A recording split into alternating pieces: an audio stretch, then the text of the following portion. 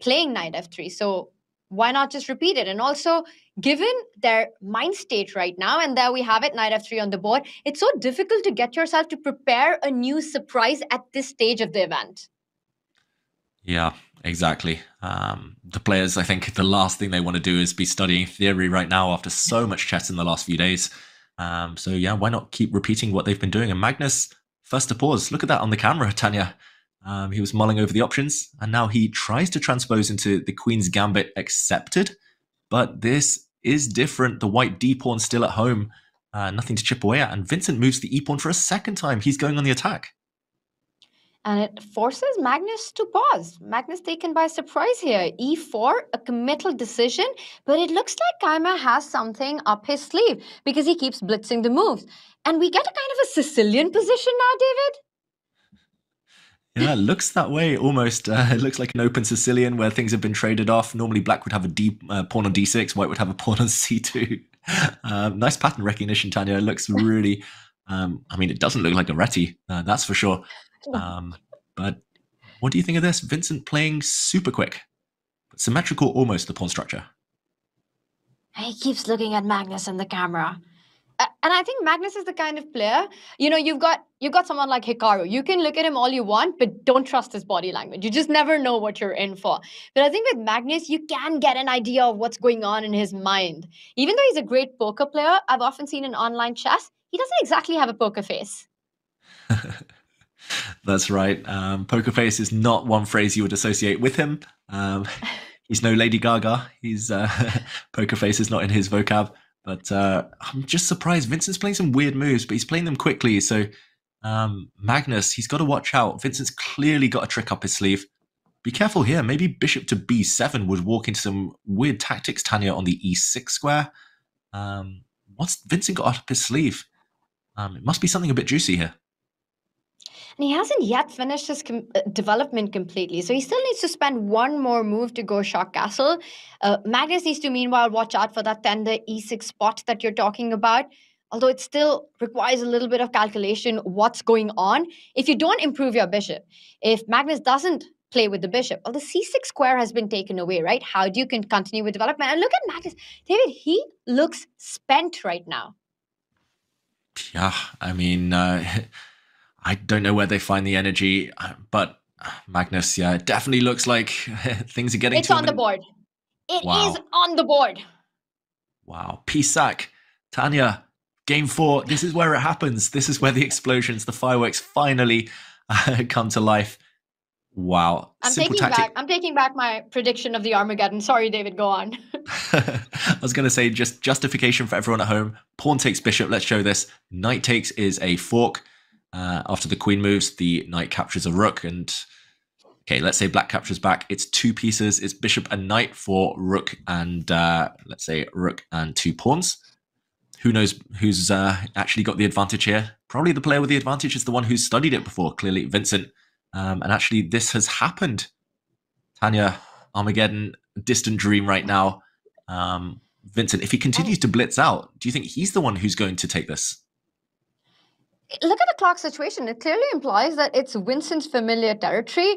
It's the first time he's paused. He's thinking how to continue because you want to play Shah Castle, but right now the e4 pawn is soft. So you're trying to look at the lines. Is it possible for black to take on e4? There are all sorts of tactics with the d6 bishop on pre, with the potential rook from c1 eventually jumping to c8 after a trade on e4. Shah Castle comes to mind. A move like f3 is always so useful in these positions, David, because you blunt out one of Magnus's key minor pieces in the position. Yeah, the more I look at it, the more I think f3 might be just the safest right now. Why bother calculating?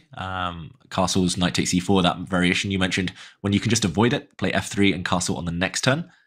But what's confused me the most, Tanya, is the fact that Vincent, clearly 14 moves of prep, he landed this sacrifice. Black reacts in the most natural way. And only now does he stop to think. I mean, the modern generation, they study with computers, right? They click the space bar. It's like, what's the computer's top choice? What's the computer's top choice? But they don't look at the second option or third option sometimes. But sometimes you just got to stop and think, what's Black's most natural response? Magnus has played it. You got to look there as well. Is it superficial, Tanya, what he's been doing? That said, David, there's so much to prepare against a player like Magnus. And then, this is the final rapid game. So perhaps for Vincent, he does have this in his preparation up till this point, feels like this position's fine, and kind of that's where it stopped. And then you're kind of thinking, do you want to go castle? I have a feeling we're going to see castle and f3 both appear on the board. I don't know which move order Vincent will decide to go for. I don't believe the e4 pawn is actually hanging with that knight on b8, the rook on a8, still not developed. That's taking a big, big risk for black. And I think Vincent is just deciding. Does he start with f3? Does he go short castle? The big question is, how does he actually evaluate this position? How do you evaluate this material imbalance, David? I mean, if I were writing a chess book back in the 1990s, I would just do that squiggly sign, the infinity sign saying unclear, and leave it at that, because that's how they used to evaluate every single complicated position. I think I would take black if I hadn't studied this before with either side, just because I find it easier to play with pieces rather than rooks and pawns. Especially, you can imagine the black knight coming out into the center, dancing around. Vincent eventually decides and plays f3. But then again, there we see Magnus plays the most natural move in the position, knight bd7, and the bar rises. That's how difficult this type of position will be. Surely Vincent will castle now. Tanya, who would you pick at first sight even? At first sight, with the speed with which Keymer was playing, it felt like he knew exactly what he's doing. And the more I look at it, right, in this kind of a material imbalance where it's rook versus two minor pieces, you want to see activity. For white, you have enough open files for the major pieces to play. And look at that. Vincent doesn't even go for short castle. And that's a bit of a surprise because it does invite the most natural move. And for a change, it is the best move in the position. Yeah, weird stuff. I'm not sure what he was scared of there, Vincent, if he just castled. But Magnus not giving the check. The blue arrow appeared, as you said, Tanya. I mean, white just opened up his king on the diagonal. Why not throw in a check? Yes, knight e5 is a nice pretty square anyway, but that was a one-off opportunity. Feels like it is the type of position. I think we can forgive the players. It's the type of position. Mistakes are inevitable. We're going to see this a lot. But yeah, strange decisions either way, nonetheless. Strange.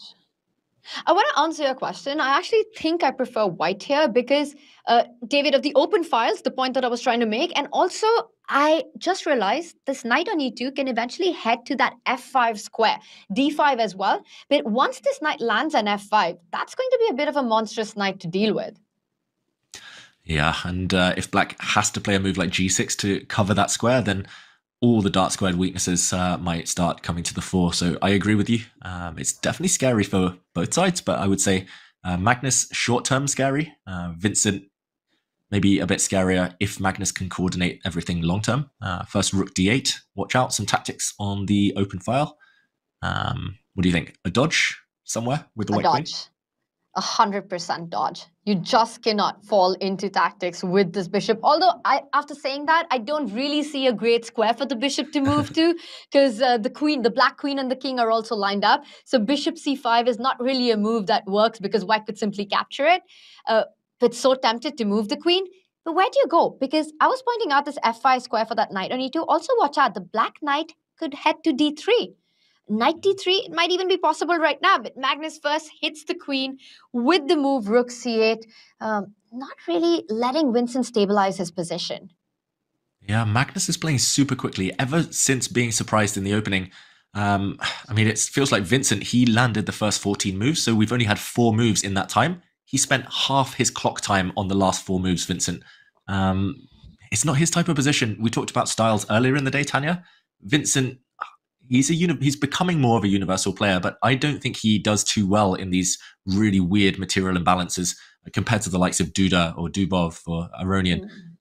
It feels like Vincent likes to have some element of control to know exactly what he should be aiming for strategically.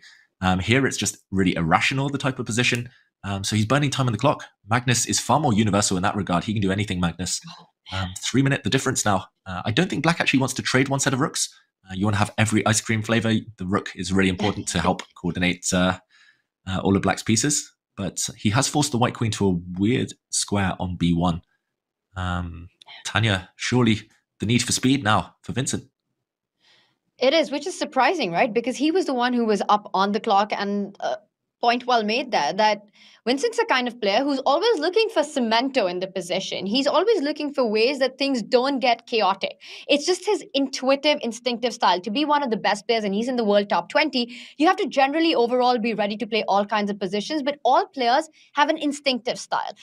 They have an intuitive style. When they've got less time on the clock, the decisions they make come down to that exact approach and style.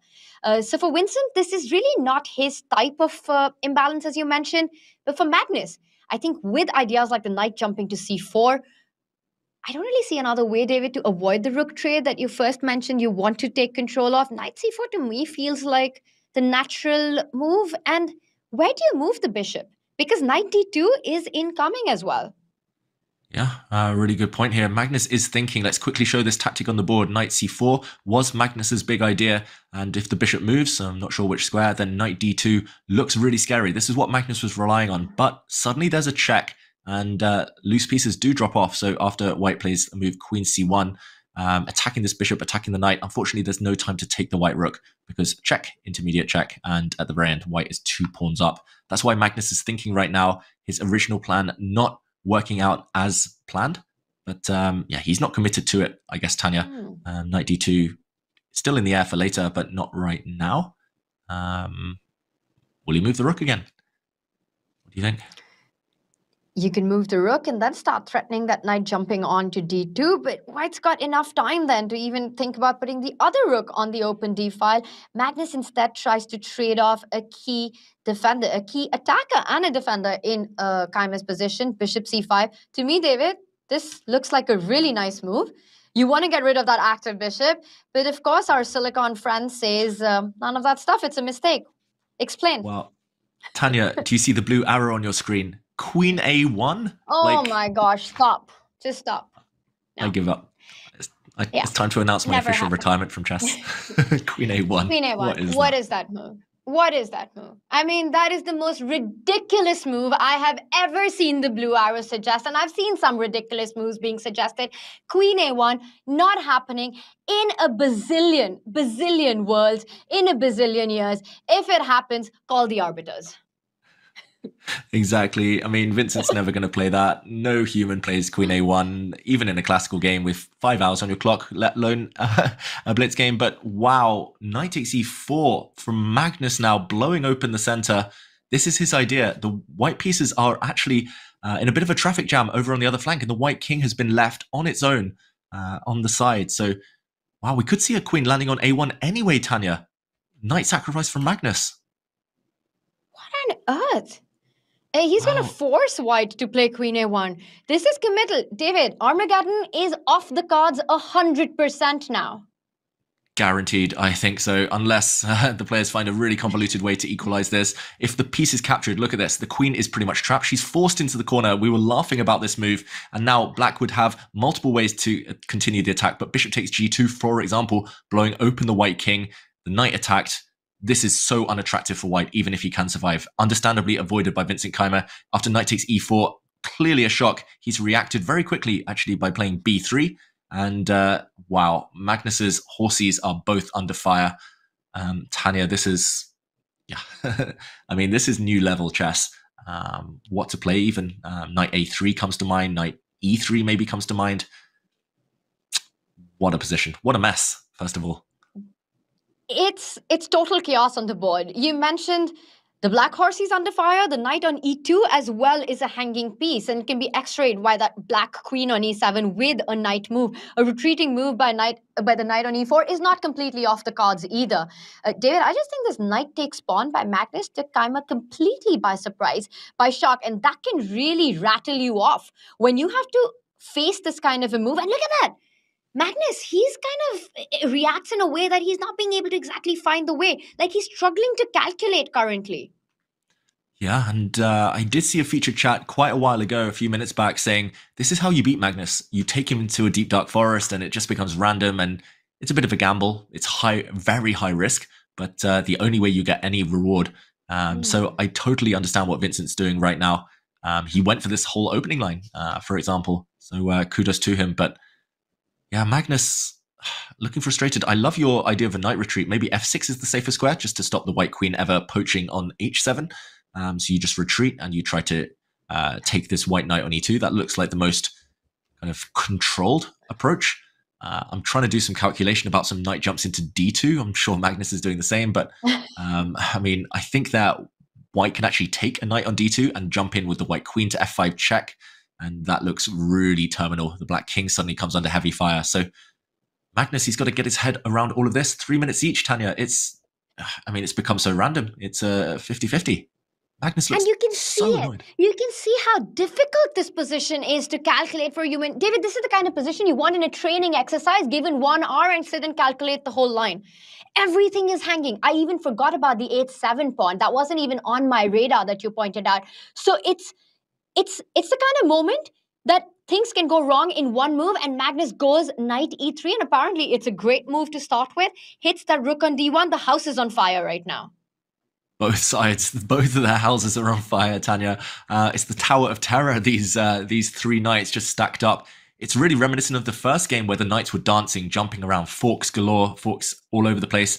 I did actually check while Magnus was thinking. Top move, knight e3. The top players, they always find the best moves with their back against the wall, even with the clock ticking. Vincent now has to do the same. It's a narrow path to hold the balance. The most obvious move, I guess, would be bishop takes bishop, just to trade things off. You're attacking the black queen, so there's no time for the black knights to keep dancing.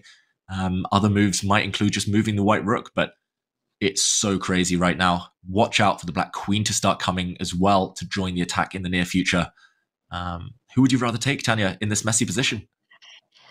Black any day, right? Any day of the week, any day of the year, because it just looks like you're the one coming in with all those threats. Those knights look absolutely menacing. You said the queen joining into the party, attacking that g2 point. Meanwhile, black's king on f8 visually looks really weird, but is pretty safe for the time being. The good news for Vincent here is that he's got time to burn right now. He can take his time, he can slow down, but it's such a difficult position to actually navigate through, and he makes a mistake.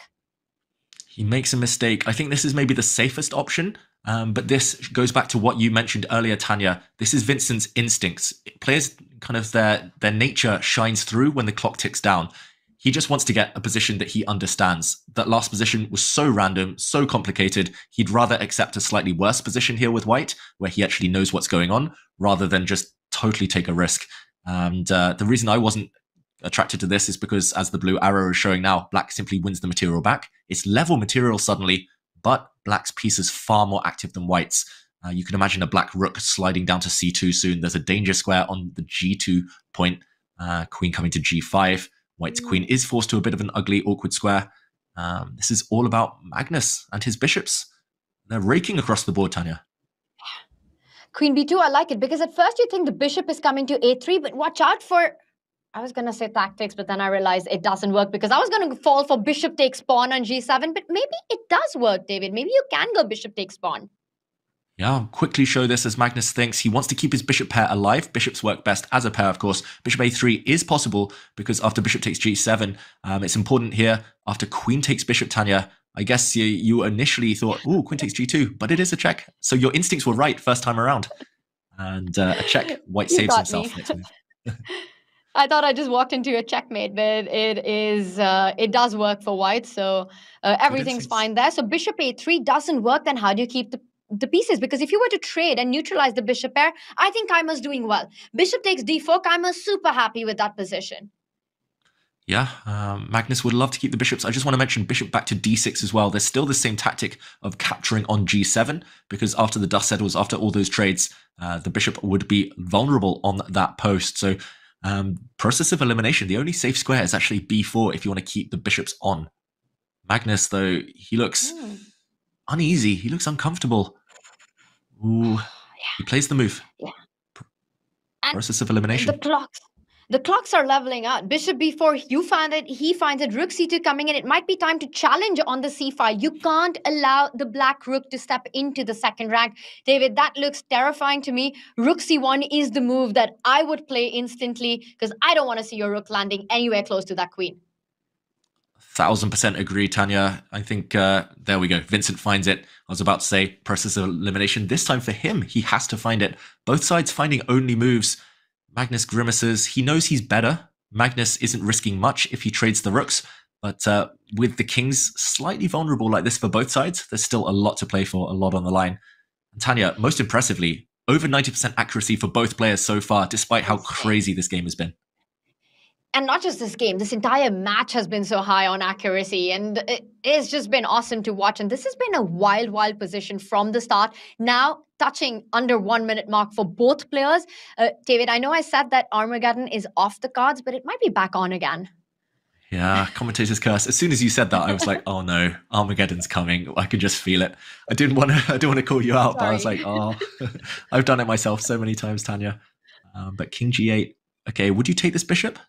Ooh, he doesn't. He slides his queen across. Queen F2 on the board. Bishop falls back, so you're definitely not taking that bishop anymore. Is bishop C5 something that you want to play here, trying to get more pieces off the board? It looks very tempting. If you can, you should. If you can get the dark square bishops off. But yeah, understandably, Vincent wants to create a bit of breathing space for the white king. Some back rank tactics maybe were in the air, so he's now created some luft, as they say, some air. So yeah, bishop c5 definitely on the radar next. I think that's his plan. Magnus drops back. Bishop c5 still on the cards? The only thing you need to watch out for is a potential pin on the C line. So I think that requires some calculation, and Vincent is playing on 15 seconds. He wants to get pieces off the board. He wants to neutralize the bishop pair, the big advantage. And look at that, Magnus stepping in with the queen, attacking that C1 rook. No time to pick up the bishop on D6 or the pawn on G7, because queen into rook comes with a check.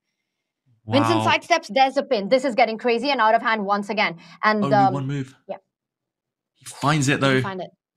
Oh my God, Tanya. Wow, I thought Vincent was about to blunder, surely with 1 second left, but he gets the queens off. He was about to lose a piece. I thought that was game over, but wow, this is incredible. Both of them just bringing their A game yet again. Bishop pair though, Tanya, do you think it's enough? With pawns on both sides of the board, it definitely gives Magnus some chances. And look at the way Vincent is trying to trade off as many of those pawns as possible. And he finds another tactics, and Magnus reacts because he missed bishop takes pawn. You take that bishop back, knight f5 comes in, the d6 bishop falls, and I think Keymer has escaped one more time, David. Oh, Magnus, yeah, it's always these one-move tactics. It's always the knights jumping around. Again, it's still only Black who can win. Black has created a passed B pawn of his own, but the fact that there are so few pawns left means that Vincent should be able to get the draw now. The white king is going to come over to that flank. There we go. It's going to make its way over to eventually block the B pawn. Tanya, you're right. Magnus simply missed it. He didn't need to rush. The more pawns on the board, the better his chances would have been. David, now it's clock. Oh my God. He's making moves with under a second. Every time. Literally every turn. Wow. Oh, it's like Title Tuesday now. It's just a race to the finish with barely any increment. The Black King's coming. Vincent's not out of the woods yet. And he offers to trade the bishops. But the knight is too far. The knight is too far. The king shoulders the white king. The B pawn is coming. Magnus Carlsen knows it. He leans back for the first time in the match. He knows he's done it. Wow, heartbreak from Vincent Keymer. He traded off the bishops, which was so desirable the whole game until that moment.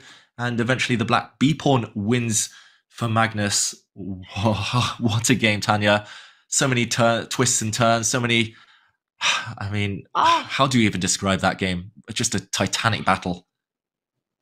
And Magnus Carlsen, once again, he's done it. Last round.